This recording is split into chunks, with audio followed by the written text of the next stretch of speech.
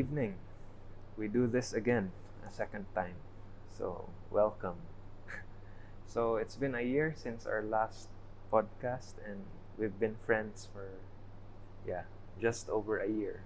So, kumusta? Maraming projects. What's new?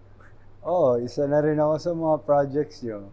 Yeah, group natin, fellowship natin. Happy ako. Kasi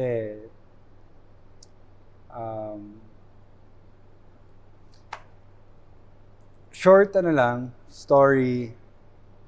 First time kitang nakilala. First impression mo First sa akin. impression ko sa'yo. Rich kid, son of the owner, who texted me who invited me mag-guest sa podcast. So sabi ko, siguro gusto sumikat ito. Pumayag ako. And then, nasan ba tayo nun? Sa Nissan V Rama. No, I heard you inquired about a Geely. Like early on. Like I just heard from one of our sales staff na nag-inquire si Baron about Correct. Geely Coolray or Okavango. Correct. And I didn't really know who you were, but I knew parang versatile actor in the Philippines na matagal na ganun, na maraming issues. So that's what that was my impression also. Na nasa Cebu na, then changed man, may barber shop, ganun. Yeah. Yeah. Yung totoo nun, nag-inquire ako sa Geely para makakuha ng malaking discount. Yeah. No? So, meron akong agenda. What was the agenda? Mayaman Siyempre, to. good deal, ganun. Good deal, mayaman to. Baka pwede niya akong gawing endorser. Di ba? Yeah, syempre, ganun. I think the world works that way naman. What can I get from this person? But nothing wrong with that as long as my mutual agreement, then it's good for both parties. Yeah. But with us, I think unprecedented na we developed this unlikely friendship. No? Over a year na, and it's been fun. It's been interesting. Dami natin na pagdaanan. So I just wanna say happy friendsary sa atin, sa grupo natin. Ang dami kong learnings and wisdom na natutunan sa'yo. And isa doon is, pwede pala na magkaroon ng friendship na non-transactional. Yeah. And but that's rare. It is. That's why tayo tumagal ng more than a year, and I've been praying na it'll stay that way, and walang kapalit yung yung real friends, and I consider you and your family as I consider you my best friend here in Cebu. Wow. And idol. Wow, thank you. Every time my wife would say, like we would talk na, kasi I always mention you because I somehow, I don't want to use the term idolize. I look up to you because first, you've got everything, pare. You have it. Pero, yung nakita ko sa'yo and yung kung bakit the reason why I admire you a lot is, simple ka lang mamuhay. Alam mo yung... Well, my outlook has always been simplistic. Minimalist lang ako. Because I think through the years na I learned. But there was a time I was quite superficial also. Like I was somewhat lost. I didn't really know what I wanted. And I was drawn to the people around me. So parang I wanted to conform also. Minsan when parang you don't have firm foundations or medyo low self-esteem or kulang pa yung conviction mo, like purpose in life, what you want to do. Minsan you get by and you just go along. But I think once you reach a certain level of maturity, may shift. But it takes time, but it's a different journey for each of us. But I'm grateful na I was able to learn certain things, and I'm able to look at life from a different perspective now as opposed to 10 years ago or even 5 years ago. It's very different. Nakakatuwa nga, sobrang simple kasi you have everything but you're not worldly. Pero hindi naman, I don't wanna sound too sure because of course I have desires, I still have dreams. I mean, tao lang naman Something tayo. everyone wants to achieve, make a mark naman, di ba? Yeah, sa of course, ambitions, society, goals, making an impact, career growth, career advancement. Of course, we have different paths based on talents that God has given us. Like ikaw, you're a very gifted actor, then Thank you, Lord. you were given that talent, and you're able to hone it with many movies throughout the years, many projects. Yeah. I remember, dun sa hindi nakakaalam, nagkaroon ng time na wala, hindi ako ganun ka-busy. We would hang out twice, 3 times a week. We'd work out and then may fellowship tayo with sina Pastor Earl, Attorney Lian. Yeah. Diba? And then, pinoproseso ninyo ako. Tinutulungan nyo rin kami ni Jamie Yeah. on how to handle, things. Kasi, di ba, nagkaroon, ito yung pinaka sobrang thankful ako sa'yo. Na doon ko nalaman, na-realize na tunay kang tao, na nag-fixate ako sa BM na bike. I remember Tamba this mo yun? early on, you wanted a bike. As a businessman, of course, I can easily exploit on that opportunity and siguro, of course, ex-deal or make a certain offer to ensure I make a sale. Pero I saw na parang you didn't really need the bike based on yung struggles mo that time because parang magulo yung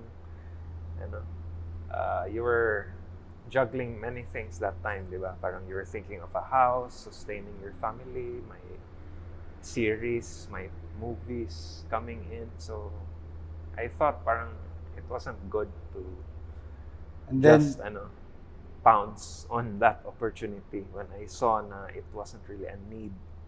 So I didn't wanna force it also. I didn't wanna you just asked me shove one it. thing and then nakarealize ako. Ito yung lagi mong tanong sa akin. Whenever I ask advice from you, na parang you'd say, Baron, do you really need it? Or is it a want? Yeah. Was it, what is it for? Paano yung family mo? Parang ang daming questions and Yeah, I get to step back na parang, nga no. Tama to. So, dahil doon nawala yung fixation ko sa mga mamahaling bikes. Yeah. But the term is discernment. Like, of course, if you're a millionaire, then you can afford it. If barya lang yan, then of course, parang why not? Pero if You actually but protected it depends. me. It depends. You protected me and my family from debt. That, yeah. So, Siyempre, of course, there's that impulse behavior that we sometimes have where we keep acquiring, or my term yan consumerism, where we keep consuming certain things na hindi necessarily needed. But, that's why. But, let's talk about Geely.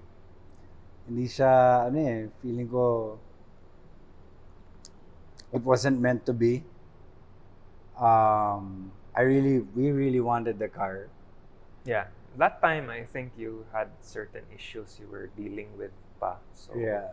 hindi pa yun time. But, Sa bank, nagkaroon ng problema sa bank. Parang, we already had the money, pero hindi pa na-aprubahan. Nung na-aprubahan, nagkulang ng 50,000.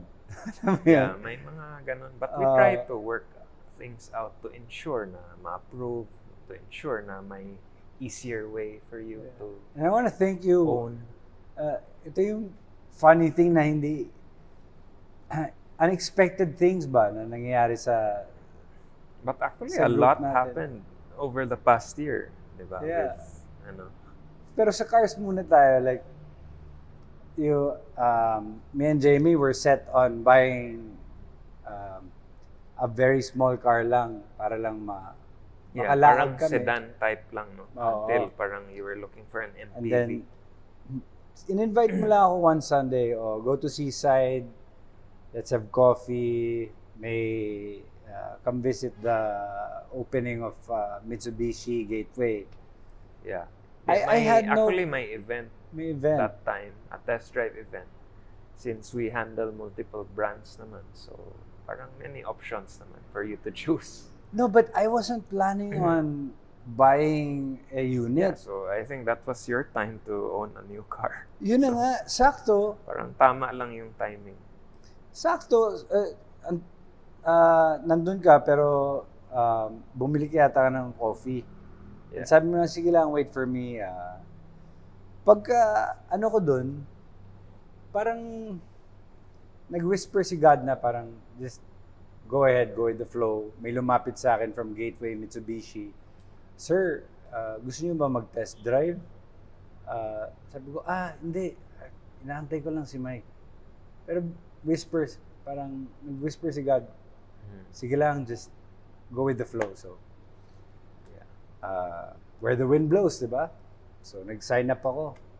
Later on ay nag-test drive ako. Nagustuhan ko naman yung expander. Tapos, after nung test drive, passenger test drive, bumalik ako, nandun ka na. Tapos, kasama natin si Renzo, di ba? Yeah. Mitsubishi. MMPC. Tapos, nakaupo tayo, nagko-coffee tayo. Sabi niya, Baron, nakapili ka na ba ng unit? Anong nagustuhan mo? Sabi ko, no, Mike. Meron na kaming, parang pipirma na lang kami para sa bangko. Kukunin namin tong unit na to. Sabi niya, don't get that. Get a family car, Baron. Sabi mo sa akin. Yeah. Sige, we'll help you. We'll give you a very a good deal. And sakto nandun yung isa sa mga head ng Mitsubishi Philippines. And yun na, sign na tayo within 2 weeks. Nakuha ko na yung unit. Wow, di ba? Yeah. Of course, we try to find ways para ma-approve agad. Siyempre, we exhaust all efforts para to ensure that people can get the car of their dreams. Yeah. And it is But I'm happy you've been our using it a lot. dream car. Me and my wife and the kids love the car. It's a 7-seater, no? Yeah. And hinahatid ko si Tali sa school. Kanina lang, hinatid namin, sinundo namin. So, okay rin yung ride. And ang gwapo niya, bro. For its price, it's very classy. I can parang bring it to any event na hindi ako mahihiyang lumabas using the expander. Yeah, of course.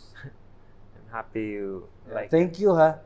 Kasi Yeah, if not, syempre. cramped kami dun sa maliit na kotse na. Yeah. Dati you were renting parang a Vios. Yeah, kasi we sold And then masikip pa. the Ford. Vios ba yun? No, Or, yung Toyota smaller. na Yung mas maliit. mas maliit. So, okay na sana kami doon ni Jamie. Okay na rin yung transaction. Pero, it was meant to be talaga na mapunta sa amin yung expander. Okay, that's good.